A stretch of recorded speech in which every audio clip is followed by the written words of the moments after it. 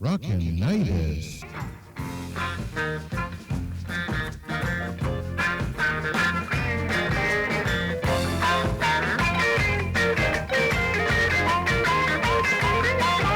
I wanna go to heaven, but I've been told the Rockinitis has got my soul. Been rocking and rolling till the break of dawn. And I wonder if my baby is still at home. Wonder if my baby is still at home.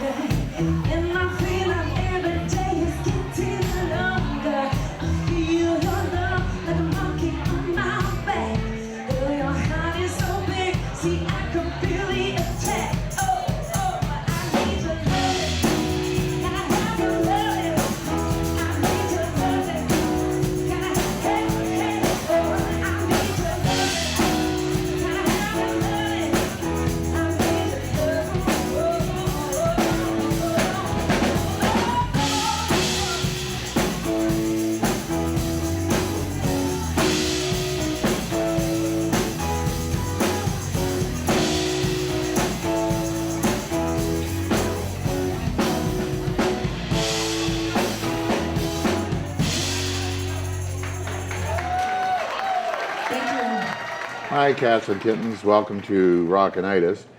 My name is Michael Willmore. Anyway, what kind of music do you favor? What kind of music do you like when you perform and all that? A lot of the songs you did, when I saw you the once or twice that I saw you live, I didn't recognize 90% of the stuff. So I love soul music. I love R&B, gospel, and that's kind of my roots. You were telling me that your big influences were Aretha and Mahalia Jackson. Ella James? Who's Ella James? No, Etta James. Yeah, but I wrote down Ella James. Who's that? That's a typo. Okay, Chaplyn, we have some old equipment here that's kind of vintage analog type equipment. And we usually beam the vibes at it like this to get it to work, but often we've been having trouble lately, so I've got these special gloves here from China, which I'd like you to put on. We'll beam the vibes wearing these gloves, and this will help us to beam the vibes more effectively. Oh, I'm hypnotized. So we'll put them on, and then we'll hear some really great music, and we'll see a special vision, and I'll put on these glasses to ensure that the vision is all mine.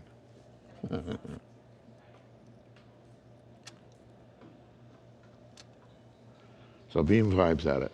Get it to happen.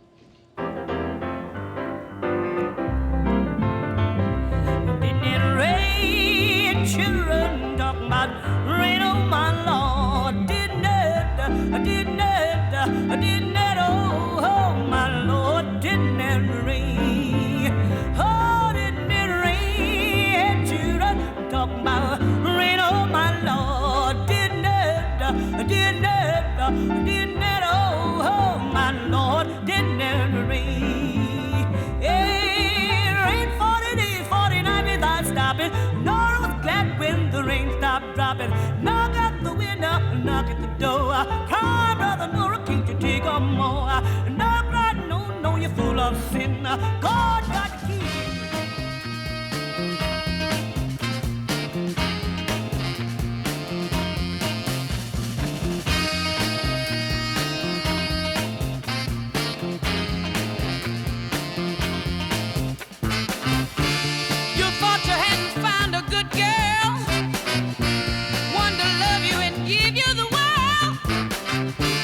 Now you find that you've been misused. Talk to me, I'll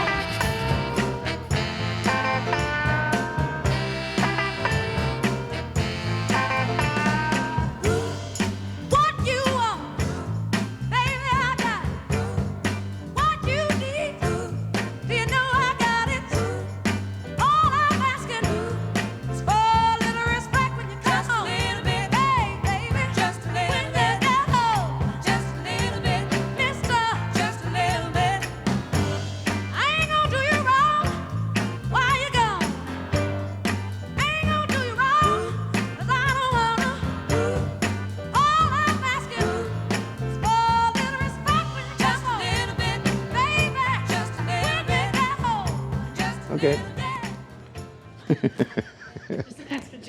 A final thrust. You showed the last couple of times you went. Well, I'd like to discuss with you growing up in Nelson. Now, Yeah. when I was a hippy dippy, we went to Nelson and we were actually thinking of moving there and all that kind of stuff. And I actually stayed on a commune in Nelson. And it was up in the woods, up in the hills. It was called Harmony Gates. Okay. And anyway, we stayed there for about 2 or 3 weeks, something like that. And I kind of fit right in and all that kind of thing. And I thought Nelson was a really hip place. It seemed like everybody there was kind of with it. You know, like it wasn't like here where it's all Chamber of Commerce. Yeah, well, yeah, it's an alternative community. Yeah.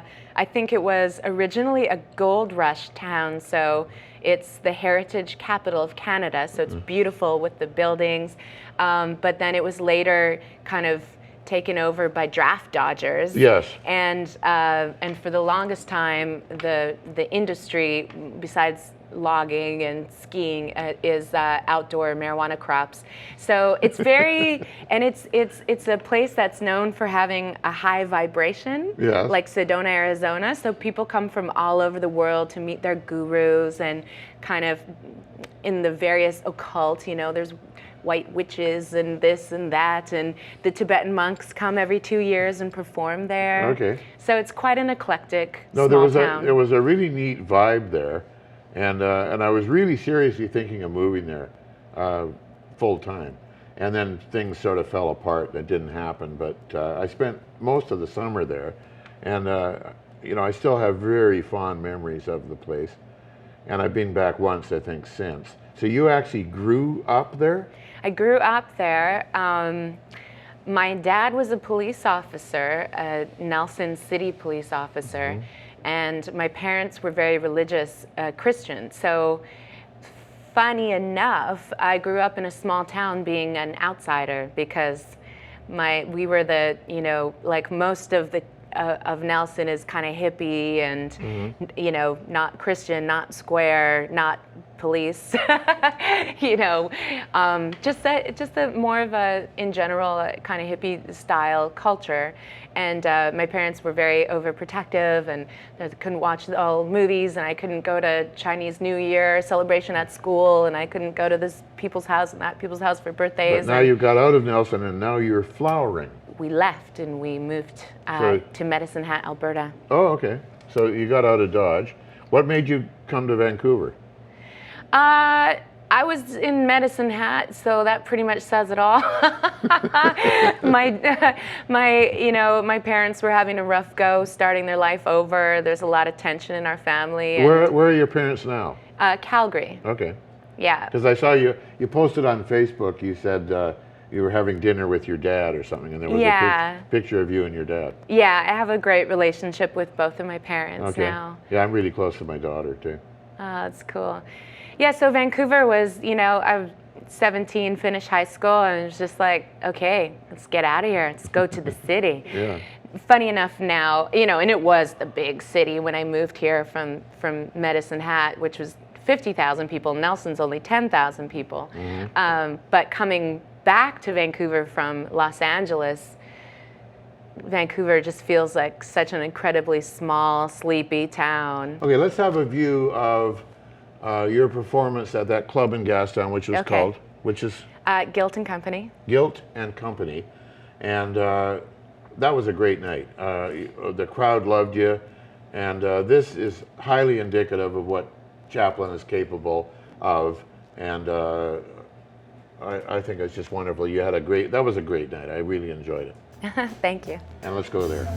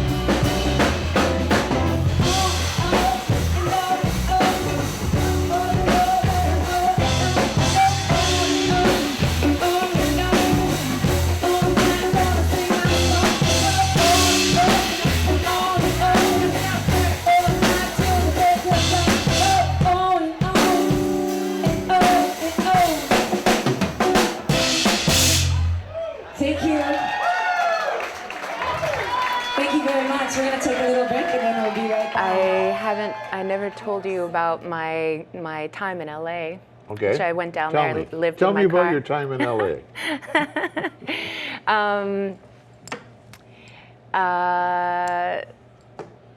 La la la.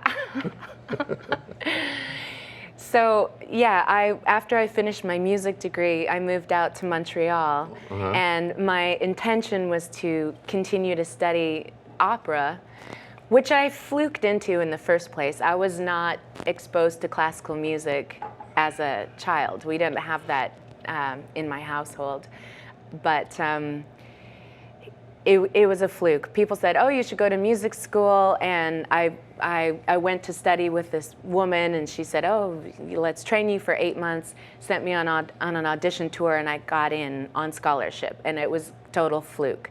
And then I did really well as an opera singer. I won a bunch of competitions and scholarships and this and that. So my intention was to continue, and I moved to Montreal, and then Montreal I had never been there, and I didn't know anybody there, and I moved there in the middle of winter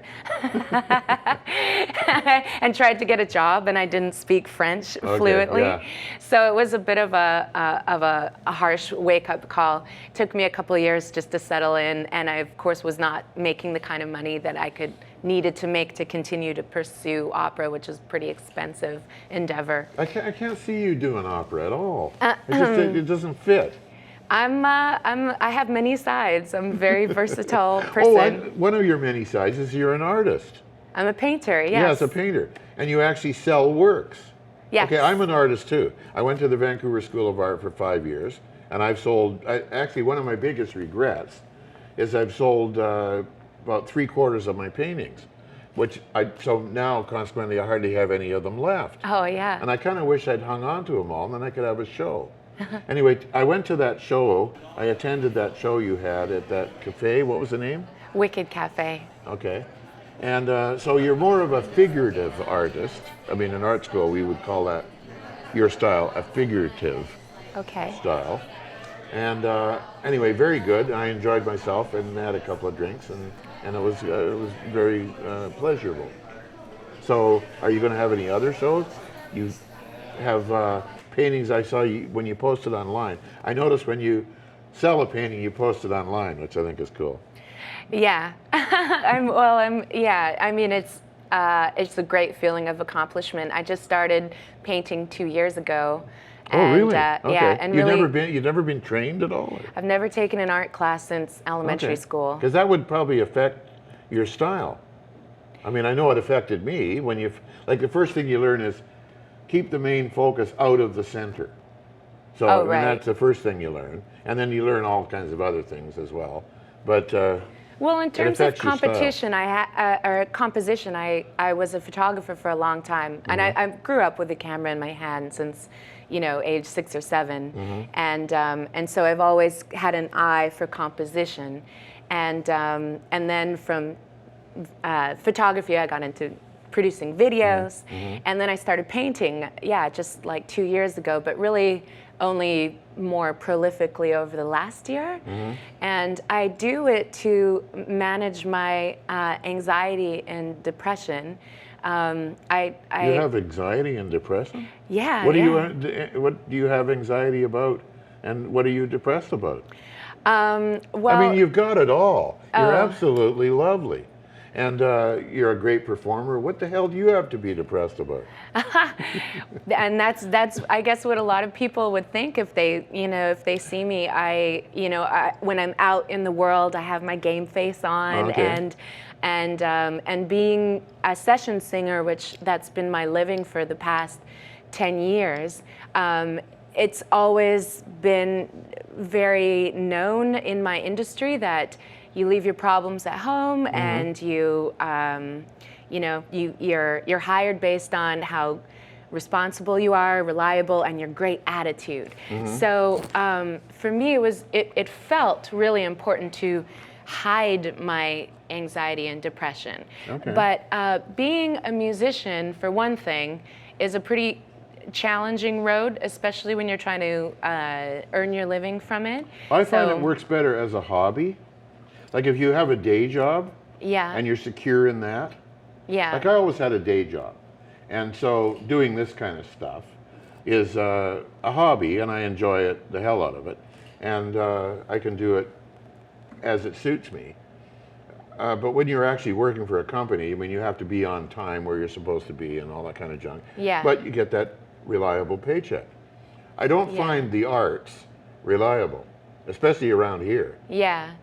Well, I got my start professionally in Los Angeles. And so, you know, I've toured all over the States and performed on Letterman, Leno, Good Morning America, The View, Dancing with the Stars, The Early Show. And I was employed touring for, you know, at least a couple of years. I have spots in Toyota commercials and L'Oreal commercial, and I sang on a T-Bone Burnett record.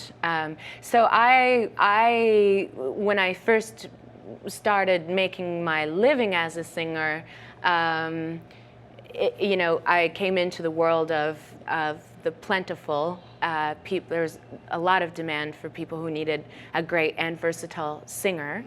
But I left Los Angeles because I went to Los Angeles initially to pursue my artist career, but I was a developing artist. I literally drove there from Montreal, lived in my car for about 4 months, and performed on Venice Beach every day. And eventually I was discovered by a manager, and we're flying around the country, you know, singing for all the major labels and this producer, that producer. Well, how come you're not world famous?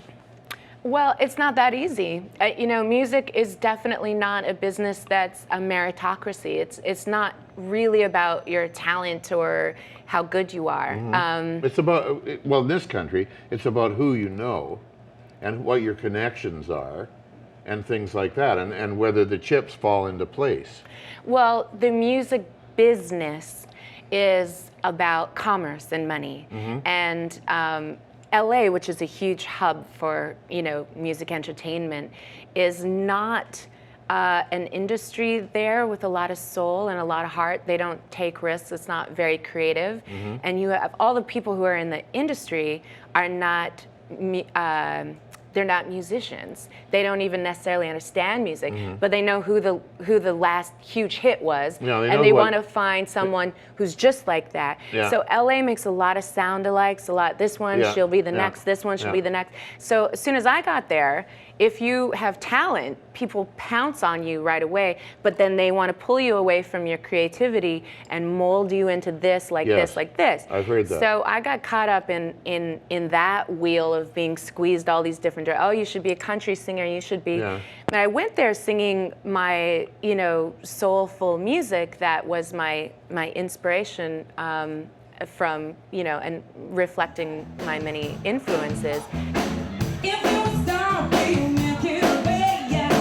If you're a flower, take a breath every day, yeah. If you're the town, I'll be the talk. If you're the top, if you be the walk. If you wanna date, I'll be your goal, babe. If you wanna live, I'll be your old age. You'll be the time, I'll be the clock. You'll be the tick, I'll be the talk. If you wanna run, I'll be like crazy.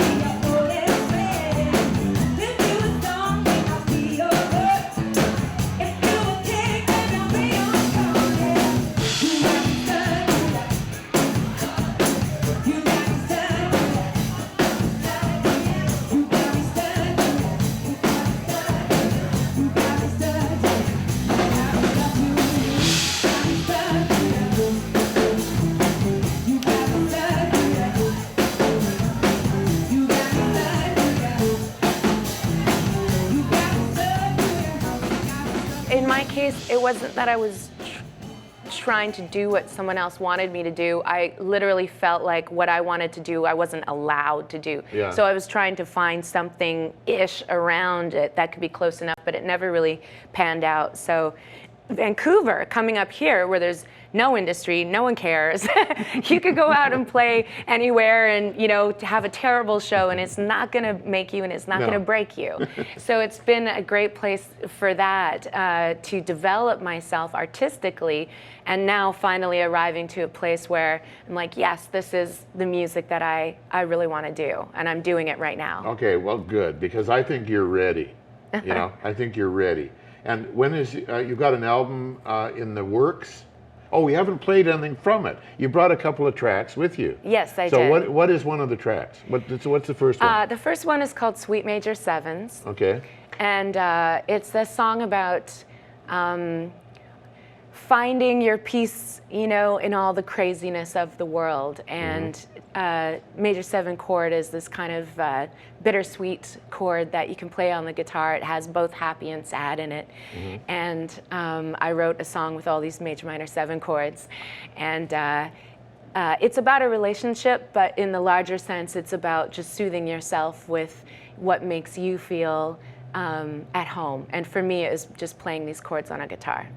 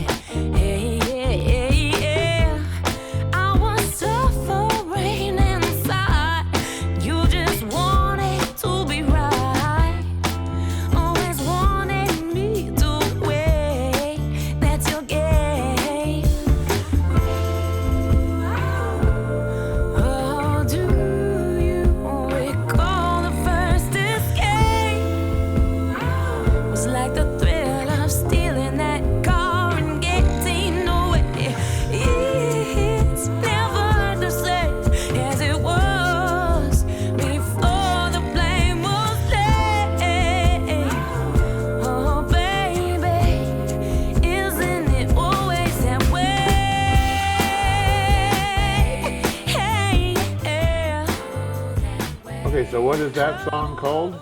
Sweet Major Sevens. Sweet Major Sevens. Okay, and where did you record this? It was recorded in Vancouver? Yes, this is when I took on producing my own record. In my situation, this is who I am. This is what I do. Like, music is in my blood. It's been the thing I did my whole life. It is the thing I've invested more than 10,000 hours into. And it seems ridiculous to just, you know, try to go and get a cubicle day job for $15 an hour. Yeah, but then you know. that supports what you want to do with your creativity and your art.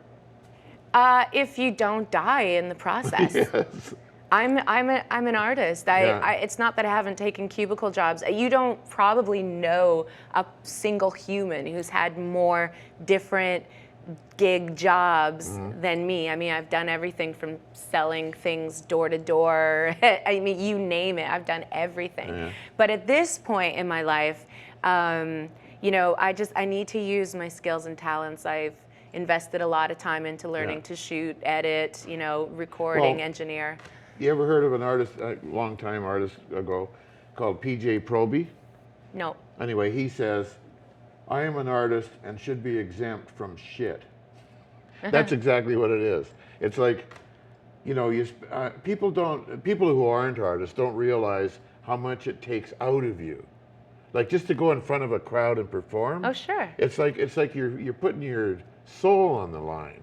Yeah. You know, it's like you're exposing yourself, your innermost secrets and everything. You're putting it all out there for them to, you know, either consume or reject. And it's daring. You're being daring doing it. You're really putting yourself on the line. And then around here, like any time I've ever tried to get anywhere doing what I do, It's like, why did I waste my time doing this? I mean, you kind of end up kind of almost shaming yourself, or, you know, like you're going there cap in hand kind of thing, and it's hard on you. I can totally relate. I'm basically a frustrated musician. Well, yeah, and I mean, you asked, you know, why anxiety, depression, but imagine if your whole life is about justifying your lack of success to everyone. Yes. It's like, oh my God, you're so amazing. Why aren't you famous? Yeah, well, that's what I think. Isn't that how you started the show? Yeah. That's what everybody says to me. You perform in front of people, you're being judged. And I heard people in the crowd when you were performing at that club in Gastown talking about you and saying very complimentary things. And I think if the right people saw you that could make business decisions which would benefit you, I think you would do really well. And I'm really looking forward to your CD. Thank you. You got to have a CD in hand. Thank you. This is what I am. Yeah. And you show it to Well, you know. everyone, if you're watching, stay tuned on my website, chaplyn.com, because I will be announcing a Kickstarter campaign where anyone who's interested can contribute and help me get it done. Yeah. Because it's going to be great. Well, that's why you're here. I'm trying to help you to get it done. Give me a hug. Anyway, I really appreciate you and your music, and I think Vancouver people should appreciate it as well, because this is a star. This is a future star. I'm really good at judging talent. You've got talent. And Thank go, you. girl. You go, girl. Thank you.